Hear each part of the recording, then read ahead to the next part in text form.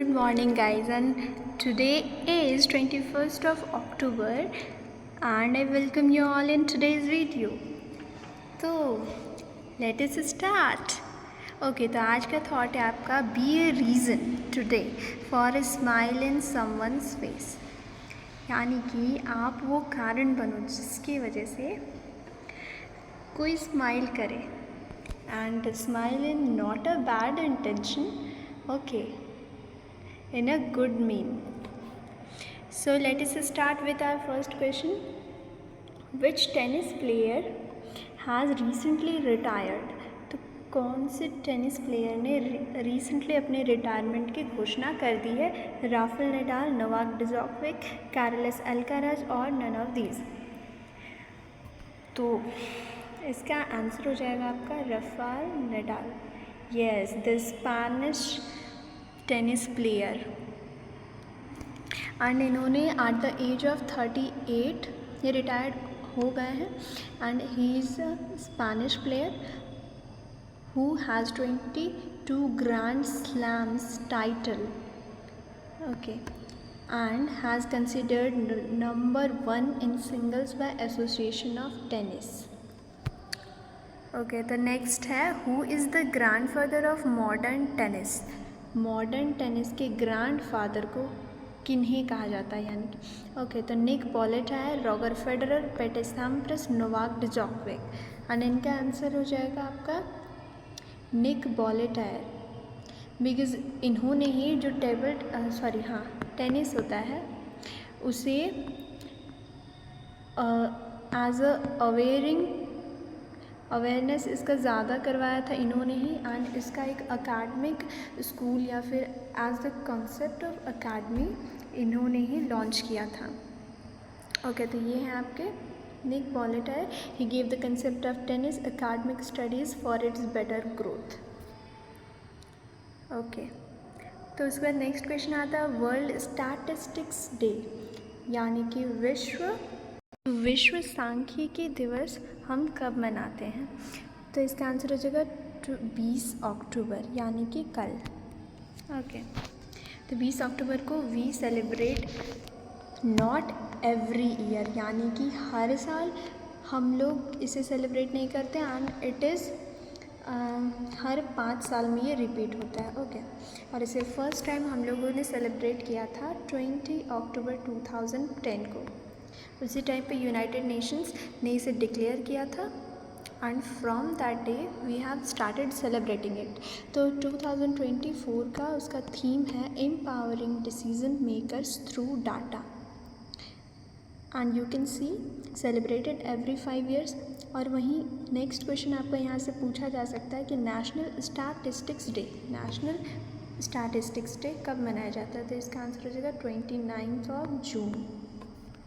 अब next question पे आते हैं world paediatric bone and joints day is celebrated on, यानी कि विश्व बाल, हड्डी और जॉइंट का डे कब सेलिब्रेट किया जाता है? तो इसका भी आंसर हो जाएगा आपका क्या 20 अक्टूबर, 19, 18 या फिर 21 अक्टूबर, क्या होगा? तो इसका आंसर हो जाएगा आपका 19 अक्टूबर. अब नेक्स्ट देखिए national bone and joint day. यहाँ से एक और क्वेश्चन बनता है कि जो नेशनल यानी कि इंडिया में हम लोग बोन एंड जॉइंट्स डे कब मनाते हैं? तो इसका आंसर हो जाएगा 4 अगस्त.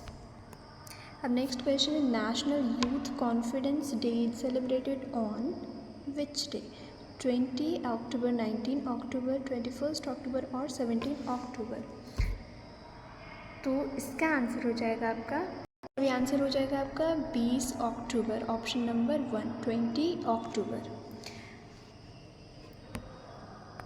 ओके, अब नेक्स्ट क्वेश्चन है national cyber security awareness month is celebrated in October, November, September, August. तो 2024 में किस महीने को हम लोगों ने साइबर सिक्योरिटी अवेयरनेस मंथ का डिक्लेयर किया है? तो इसका आंसर हो जाएगा अक्टूबर मंथ, 1 अक्टूबर. ओके, अब नेक्स्ट है world osteoporosis day. It's celebrated on 19 October, 20 October, 18 और 17। ऑस्टियोपोरोसिस मतलब क्या होता है? देखिए 20 अक्टूबर को हड्डी से जुड़े हुए हम लोग 2 डेज़ मनाएं। एक तो आपका जो इधर हमने देखा paediatric bone and joint day, ठीक है, वो भी 20 अक्टूबर को। एंड यहाँ पे ऑस्टियोपोरोसिस डे। ऑस्टियोपोरोसिस मतलब कि हड्डी का, बोन का पोरोसिस होना। पोरोसिस मतलब डैमेज होना कह सकते हो एक तरीके से, जिसमें कैल्शियम, फॉस्फोरस, ये सब का जितने भी मिनरल्स होते हैं वो घटने लगते हैं एंड उसकी वजह से इन ओल्ड एज, ठीक है, बुढ़ापे में हड्डियाँ कमज़ोर होने लगती, टूटने लगती, ईजिली फ्रैक्चर होने लगती है। तो उससे अवेयरनेस करने के लिए कि क्या क्या आप उसमें प्रिवेंटिव मेजर्स यूज़ कर सकते हो, हम लोग इस डे को सेलिब्रेट करते हैं, जो कि मनाया गया था आपका 20 अक्टूबर को, है ना। अब नेक्स्ट देखिए, तो देख सकते हैं world osteoporosis day, world information overload day. मतलब कि वैसे भी आजकल देखिए डिप्रेशन का एक रीज़न ये भी है कि आप में इंफॉर्मेशन ओवरलोड हो गया है। ईमेल आते हैं एंड व्हाट्सएप मैसेजेस आते हैं, न्यूज़पेपर्स आते हैं एंड कहीं से भी कोई भी सोर्सेज हो गए, ठीक है। तो आप इंफॉर्मेशन आपने दिमाग में बस जमा करते जा रहे हैं and at the end of the day वो आपको एक डिप्रेशन या एंग्जाइटी फील करवाता है कि मतलब बस इंफॉर्मेशन को गैदर करना ही तो एक ये नहीं ना होता है, मतलब it is not only A consequence of study, ठीक है। तो इन्फॉर्मेशन को एनालाइज भी करना होता है एंड उसको माइंड को थोड़ा रिलैक्स होने भी देना होता है। बट फिर भी बहुत लोग होते हैं क्यूरियस लोग कि बस इन्फॉर्मेशन को गैदर करते जाते हैं, ठीक है। तो it is not a good habit and इसीलिए world information overload day is celebrated on कब? 20 अक्टूबर। ये भी आपका 20 अक्टूबर को मनाया जाता है। तो ऐसा कहा भी जाता है कि आपकी आत्मा कोई वेसल नहीं है जिसमें मतलब ज़रूर कोई बर्तन नहीं है कि जिसमें आप भरे जा रहे हो इन्फॉर्मेशन या फिर गैदर किए जा रहे हो। ये एक कहते हैं कि ये एक दिया है जिसे कि रिकिंडल करने की बस ज़रूरत होती है, यानी कि कहते हैं ना कि आत्म प्रज्वलित करने की ज़रूरत होती है। ओके, तो अब देखिए नेक्स्ट क्वेश्चन पे आते हैं, इंफॉर्मेशन ओवरलोड है। ओके, तो अभी तक हमने एक बार मैं आपको रिवाइज़ करवा दूँ कि 20 अक्टूबर को हमने कौन कौन से डे सेलिब्रेट किए। तो हमने पहले सेलिब्रेट किया था, पहला तो हमारा 20 अक्टूबर को हमने सेलिब्रेट किया था वर्ल्ड स्टैटिस्टिक्स डे, यानी कि विश्व सांख्यिकी दिवस। दूसरा हमने सेलिब्रेट किया वर्ल्ड ऑस्टियोपोरोसिस डे। और वो जो पैडियाट्रिक वाला था, पैडियाट्रिक बोन एंड जॉइंट डे, वो आपका 19 अक्टूबर को था। 19 अक्टूबर, नॉट 20। ओके, एंड वहीं दूसरा था आपका इंफॉर्मेशन ओवरलोड डे एंड चौथा था आपका नेशनल यूथ कॉन्फिडेंस डे, ठीक है। तो ये 4 डे हो गए। अब नेक्स्ट क्वेश्चन पे आते हैं, which state became the first to implement uniform civil code UCC, यानी कि समान नागरिक संहिता।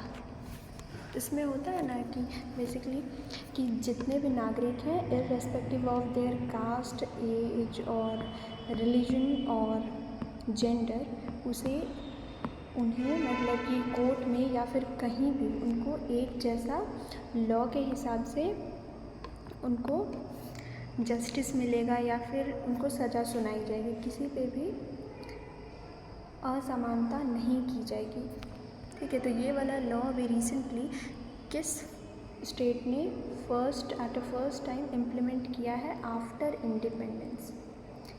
यहाँ पे आफ्टर इंडिपेंडेंस ज़रूरी है क्योंकि बिफोर इंडिपेंडेंस ये गोवा में पहले से ही हो चुका है, ओके, बाय पुर्तगालियों ने इसे पहले ही वहाँ पे इम्प्लीमेंट किया था, before independence, okay. And after independence जो फर्स्ट स्टेट बना है वो है आपका उत्तराखंड, उत्तराखंड, ओके। तो अब देखिए ये रहा आपका उत्तराखंड। उत्तराखंड की राजधानी हो गई आपके देहरादून एंड वहाँ के चीफ मिनिस्टर हो गए आपके पुष्कर सिंह धामी एंड गवर्नर हो गए गुरमीत सिंह, ओके। तो अब नेक्स्ट क्वेश्चन पे आते हैं। Recently north Korea has, north Korea मतलब उत्तर कोरिया, उत्तर कोरिया, ओके। बहुत लोगों को नॉर्थ एंड साउथ में डिफरेंस ही नहीं पता चलता, चलो कोई नहीं। तो उत्तर Korea has declared which country as its enemy in its amended constitution, यानी कि बस बोला नहीं बल्कि उसने कॉन्स्टिट्यूशन में संशोधित संविधान में ये लिखवा भी दिया कि ये देश हमारा दुश्मन देश है।